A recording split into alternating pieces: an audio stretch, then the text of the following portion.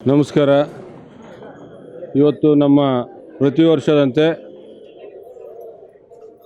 ಆಷಾಢ ಮಾಸದಲ್ಲಿ ವಿಶೇಷ ಪೂಜೆಯನ್ನು ನಾಡ ದೇವತೆಯಾಗಿರ್ತಕ್ಕಂಥ ಚಾಮುಂಡಿ ತಾಯಿಗೆ ಮಾಡುವಂಥದ್ದು ಪ್ರತಿ ವರ್ಷವೂ ಕೂಡ ಮಾಡ್ಕೊಂಡು ಬರ್ತಾ ಇರ್ತಕ್ಕಂಥ ಸಂದರ್ಭದಲ್ಲಿ ಈ ವರ್ಷವೂ ಕೂಡ ತಾಯಿಯ ದರ್ಶನ ಪಡೀಲಿಕ್ಕೆ ಹಲವಾರು ಜಿಲ್ಲೆಗಳಿಂದ ರಾಜ್ಯದ ಮೂಲೆ ಮೂಲೆಗಳಿಂದ ಭಕ್ತಾದಿಗಳು ಹೆಚ್ಚಿನ ಸಂಖ್ಯೆಯಲ್ಲಿ ಆಗಮಿಸ್ತಕ್ಕಂಥ ಸಂದರ್ಭದಲ್ಲಿ ನಮ್ಮ ಜಿಲ್ಲಾ ಉಸ್ತುವಾರಿ ಸಚಿವರು ನಗರಾಭಿವೃದ್ಧಿ ಸಚಿವರಾಗಿರ್ತಕ್ಕಂಥ ಡಾಕ್ಟರ್ ಯತೀಂದ್ರ ಸಿದ್ದರಾಮಯ್ಯನವರು ಈಗಾಗಲೇ ಪೂರ್ವ ಸಿದ್ಧತೆಗಳನ್ನು ಮಾಡಿ ಉತ್ತಮ ರೀತಿಯಲ್ಲಿ ಭಕ್ತಾದಿಗಳಿಗೆ ದರ್ಶನವನ್ನು ಆಶೀರ್ವಾದವನ್ನು ಕರುಣಿಸುವಂಥ ನಿಟ್ಟಿನಲ್ಲಿ ಎಲ್ಲ ರೀತಿಯ ವ್ಯವಸ್ಥೆಯನ್ನು ಜಿಲ್ಲಾಡಳಿತದ ಜೊತೆಗೆ ಉತ್ತಮ ರೀತಿಯಲ್ಲಿ ವ್ಯವಸ್ಥೆಗಳನ್ನು ಮಾಡಿ ಆ ತಾಯಿಯ ಆಶೀರ್ವಾದವನ್ನು ಪಡೀಲಿಕ್ಕೆ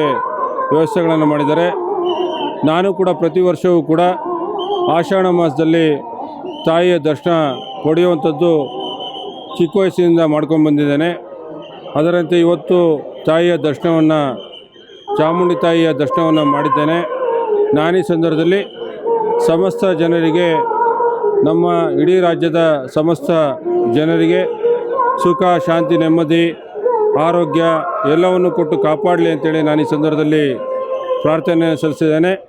ಜೊತೆಗೆ ವಿಶೇಷವಾಗಿ ಈ ವರ್ಷ ಮಳೆಯ ಅಭಾವದಿಂದ ಇರತಕ್ಕಂಥ ಸಂದರ್ಭದಲ್ಲಿ ವಿಶೇಷವಾದಂಥ ಪ್ರಾರ್ಥನೆಯನ್ನು ತಾಯಿಯಲ್ಲಿ ಸಲ್ಲಿಸಿದ್ದೇನೆ. ಆ ವರುಣನ ಆಶೀರ್ವಾದದಿಂದ ನಮ್ಮ ರೈತಾಪಿ ವರ್ಗದ ಜನರಿಗೆ ಉತ್ತಮ ರೀತಿಯಲ್ಲಿ ಮಳೆಯಾಗಿ ಉತ್ತಮ ಬೆಳೆ ಬೆಳೆಯುವಂಥ ನಿಟ್ಟಿನಲ್ಲಿ ಆ ತಾಯಿಯ ಆಶೀರ್ವಾದವನ್ನು ಕರುಣಿಸಲಿ. ಜೊತೆಗೆ ಜಾನುವಾರುಗಳಿಗೆ, ಜನರಿಗೆ ಕುಡಿಯೋ ನೀರಿನ ಅಭಾವ ಆಗದ ರೀತಿಯಲ್ಲಿ ಆ ತಾಯಿಯ ಆಶೀರ್ವಾದವನ್ನು ಕರುಣಿಸಲಿ ಅಂತೇಳಿ ನಾನು ಈ ಸಂದರ್ಭದಲ್ಲಿ ಪ್ರಾರ್ಥನೆಯನ್ನು ಸಲ್ಲಿಸಿದ್ದೀನಿ. ನಾನು ಖಂಡಿತವಾಗಲೂ ಆಕಾಂಕ್ಷಿ ಇಲ್ಲ, ಯಾರ ಬಳಿಯೂ ಕೂಡ ನಾನು ಹೋಗಿ ಮಂತ್ರಿ ಮಾಡಿ ಅಂತೇಳಿ ನಾನು ಕೇಳ್ಕೊಂಡಿಲ್ಲ. ನನಗೆ ಅದರ ಅವಶ್ಯಕತೆ ಇಲ್ಲ. ನಾನು ವಿಶೇಷವಾಗಿ ನಮ್ಮ ರಾಜ್ಯದ ಮುಖ್ಯಮಂತ್ರಿಗಳಿಗೆ ಮತ್ತು ಉಪಮುಖ್ಯಮಂತ್ರಿಗಳಿಗೆ ಜೊತೆಗೆ ಎಲ್ಲ ಮಂತ್ರಿ ವರ್ಗದವ್ರಿಗೂ ನಾನು ಕೇಳ್ಕೊಳ್ಳೋದು, ಹೆಚ್ಚಿನ ರೀತಿಯಲ್ಲಿ ಅನುದಾನವನ್ನು ಕೊಟ್ಟು ನನ್ನ ಕ್ಷೇತ್ರದ ಅಭಿವೃದ್ಧಿಗೆ ಹೆಚ್ಚಿನ ಒತ್ತನ್ನು ಕೊಡಬೇಕು ಅಂತಕ್ಕಂಥ ನಿಟ್ಟಲ್ಲಿ ಅವರಿಗೆ ಮನವಿಯನ್ನು ಸಲ್ಲಿಸಿದೆ.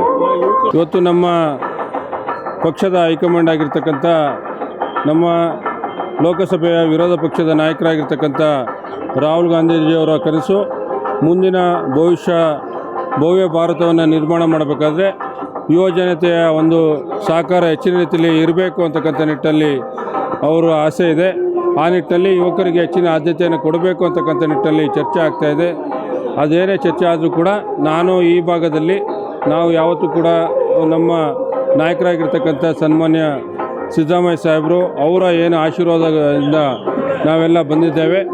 ಅವರ ಒಂದು ಸೂಚನೆ ಮೇರೆಗೆ ಏನೆಲ್ಲ ಅವರು ಕೊಡ್ತಾರೆ ಅದು ಆ ನಿಟ್ಟಿನಲ್ಲಿ ನಾವು ನಡ್ಕೊಳ್ಳುವಂಥ ನಿಟ್ಟಿನಲ್ಲಿ ಮಾಡ್ತೇವೆ. ಒಂದು ಉತ್ತಮ ಸಂಕೇತ, ಯುವಕರಿಗೆ ಆದ್ಯತೆಯನ್ನು ಕೊಡಬೇಕು ಅಂತಕ್ಕಂಥ ನಿಟ್ಟಿನಲ್ಲಿ ಸಮಾಲೋಚನೆ ಆಗ್ತಾ ಇರ್ತಕ್ಕಂಥದ್ದು. ನಮ್ಮ ಕರ್ನಾಟಕ ರಾಜ್ಯದಲ್ಲಿ ಇನ್ನು ಹಲವಾರು ಜನ ಯುವಕರು ಇವತ್ತು ಶಾಸಕರಾಗಿದ್ದಾರೆ. ಉತ್ತಮ ರೀತಿಯಲ್ಲಿ ಆಡಳಿತವನ್ನು ಮಾಡುವಂಥ ನಿಟ್ಟಿನಲ್ಲಿ ಯುವಕರು ಕೂಡ ಒಂದು ಅವಕಾಶವನ್ನು ಕಲ್ಪಿಸಿಕೊಡುವಂಥದ್ದು ಒಳ್ಳೆಯ ಬೆಳವಣಿಗೆ ಅಂತಕ್ಕಂಥದ್ದನ್ನ ನಾನು ಈ ಸಂದರ್ಭದಲ್ಲಿ ಹೇಳೋಕ್ಕೆ ಇಷ್ಟಪಡ್ತೀನಿ.